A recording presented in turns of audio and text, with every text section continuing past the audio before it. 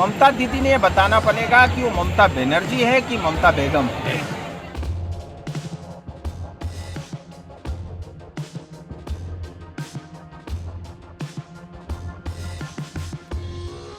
धार्मिक सामाजिक संगठनों पर आपत्तिजनक टिप्पणी करने वाले राज्य की मुख्यमंत्री ममता बनर्जी पहले ये बताए कि वह बनर्जी है या बेगम।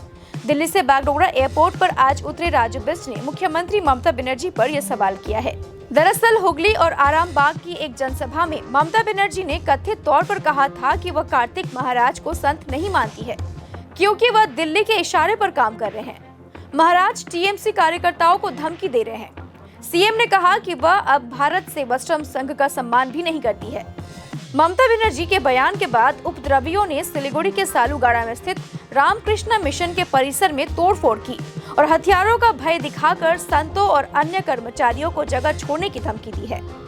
इसी मुद्दे पर राजू बिष्ट ने मुख्यमंत्री ममता बनर्जी पर हमला करते हुए कहा कि मुख्यमंत्री हार की डर से बौखला गई है, इसीलिए साधु संतों के ऊपर टिप्पणी कर रही है। राजनीति के लिए मुख्यमंत्री ने अपना धर्म भी बदल लिया है। राजू बिष्ट ने कहा कि मुख्यमंत्री को सबसे पहले ये बताना होगा कि वो ममता बनर्जी है या बेगम है। राजू बिष्ट ने आगे कहा कि आज भी उत्तर बंगाल में 7 करोड़ से ज्यादा हिंदू रहते हैं, इसीलिए सनातनियों के ऊपर अत्याचार बंद होना चाहिए, नहीं तो इसका परिणाम अच्छा नहीं होगा। सबसे पहले तो मैं चुनाव के बाद बहुत दिनों बाद अपने क्षेत्र में आया हूँ। आप सबकी जानकारी में है ही कि पार्टी ने दिल्ली में और प्रांतों में जो जिम्मेदारी दी थी वो सब करते हुए, और कल और आज मैं कलकत्ता और खड़गपुर में था, उसके बाद अपने क्षेत्र में लौटा हूँ। 2-3 घटनाएं इस बीच में घटी है। एक तो मुझे बड़ा खेद है कि फांसी देवा के अंदर में जो रोड एक्सीडेंट हुआ उसमें 23 लोगों हमारे बीच 23 लोग मतलब टोटल जो है 3 लोग नहीं रहे और 28 लोग का अस्पताल में इलाज लगातार चलता रहा, और अभी भी डॉक्टर से मेरी बात हुई, उसमें से जो है 12 लोग डिस्चार्ज हो गए हैं, कुछ लोग घर और डिस्चार्ज वो लोग कर रहे हैं।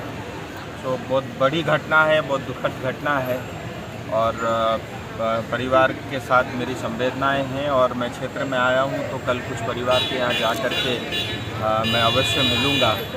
और उसके साथ ही 6 दिन पहले जो नॉर्थ बंगाल यूनिवर्सिटी में जो घटना थी, एक रिसर्च स्कॉलर बहुत जो अप्रिय घटना जिसको मैं कह सकता हूँ, बहुत संदिग्ध अवस्था में जो इस तरह से मृत्यु हुई, और सीधा सीधा आरोप है कि वहीं के एनबीयू से जुड़े हुए प्रोफेसर और वहीं पे काम करने वाले कर्मचारी और ख़ास करके टीएमसी से जुड़े हुए लोग इसमें शामिल है।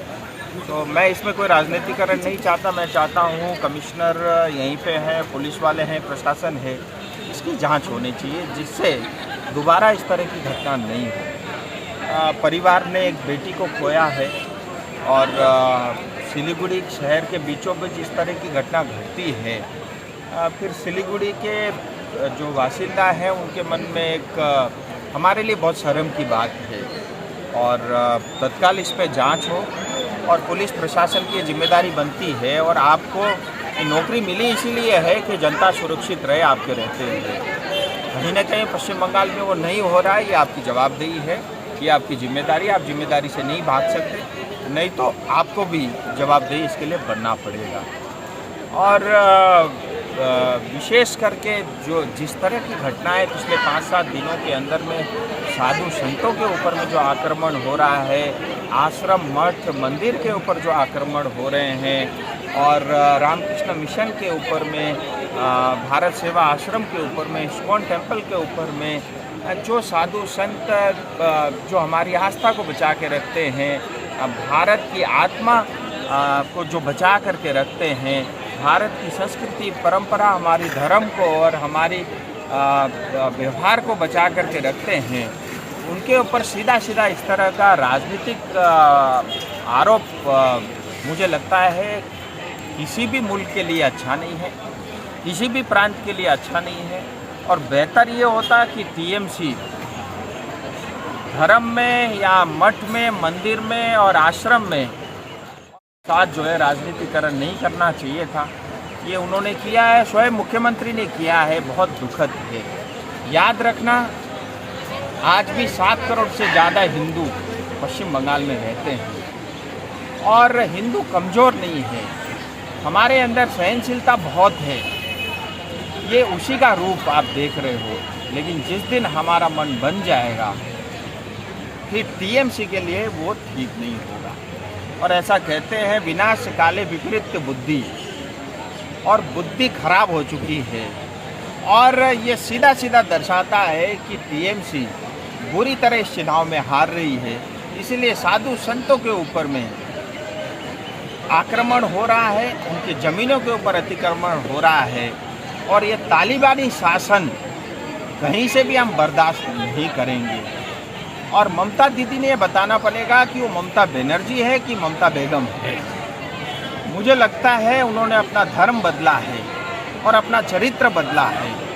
और आज टीएमसी के भी लाखों जो तो अभी देखा कुछ दिन पहले सिलीगुड़ी के अंदर में टीएमसी के जो है जिला अध्यक्ष से लेकर के सब रामनवमी के कार्यक्रम में थे, बड़े उत्साह के साथ थे। तो क्या सिर्फ वो धोखा था वोट मांगने के लिए? मुझे लगता है इन सब चीज़ों में राजनीति नहीं होना चाहिए। इससे जितना नेता और पार्टी बचे उतना ही अच्छा है, मेरा ऐसा मानना है। विभिन्न जगह तो और बात मैं क्योंकि दिल्ली में था तो अपने क्षेत्र में जो काम को आगे बढ़ाना है उस काम में मैं ऑलरेडी लग गया हूँ।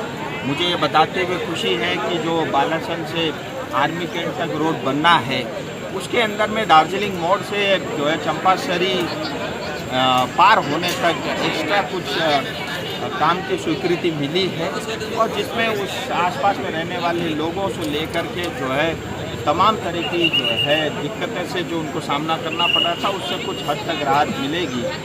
और उसके कारण जो है दार्जिलिंग मोड़ से चंपासरी तक रहने वाली जनता को काफ़ी उससे जो है फ़ायदा पहुंचने वाला है।